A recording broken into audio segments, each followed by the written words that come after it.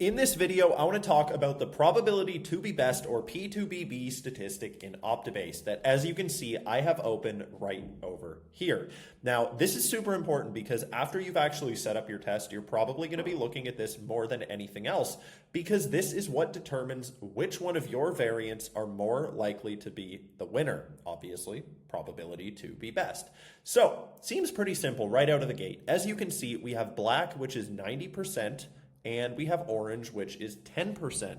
Now, that being said, you should not just take these numbers at face value. While it is a super useful statistic, you need to think about everything, not just the number that's showing up right there. So in this case, the reason why this number is not accurate is because, as you can see, we have 3 tested users total. Now, we recommend waiting until you have tested at least a couple hundred, and ideally, if your site allows for it, a couple of thousand visitors. That is how you are going to get the most accurate data. Now, a couple things to keep in mind with this number right here is at the start of a test, when it's running, it is not going to be stable at all. Some are going to take the lead, then another one is, then it's going to go back to the first one, and that's just going to keep happening. So my recommendation is don't even look at this statistic until your test has been running for a little while.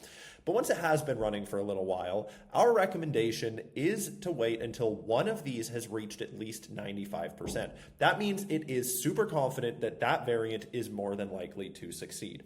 So once your test has been running for a while, one of your variants has taken that 95% marker and is clear to be the winner, you should be able to call it quits and end the test. That being said, there's one more thing to keep in mind, and that is your overall business objective. So you are not making money because someone clicks a button on your website. You're making money because, well, people pay you at the end of the day.